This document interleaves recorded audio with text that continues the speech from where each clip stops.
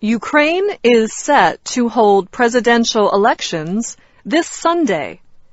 Some observers say the vote is the most important in Ukraine since it became independent from the Soviet Union in 1991.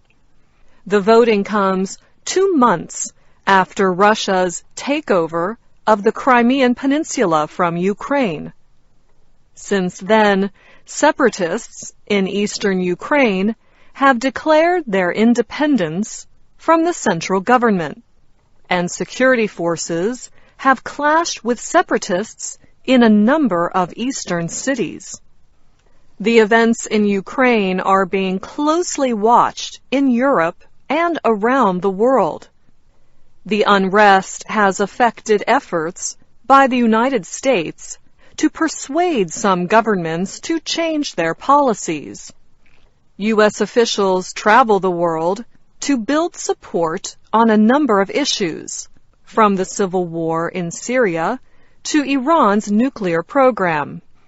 But some observers believe the West's reaction to the Russian moves in Ukraine has harmed those efforts. Alexei Haran teaches comparative politics at the National University of Kiev-Mohylo Academy. How are you going to persuade other nuclear states like Iran, North Korea, to give up the nuclear weapon in exchange for what? They see that in Ukraine these guarantees didn't work. Professor Haran notes that Russia was seen as a guarantor of Ukraine's independence, but then took control of Crimea. We expect a strong reaction from international community because it undermines the whole system of security which is in Europe now. The Russian military has been active along the border with Ukraine, but Western nations have reacted with soft power, diplomacy, and economic actions. Around the world, that was seen as weak, says Zina Dormandy. She is a U.S. policy expert with Chatham House in London. That's a very, very dangerous message to take away because each situation is different. That's how you get people crossing red lines because of that ambiguity, and you have a potential conflict.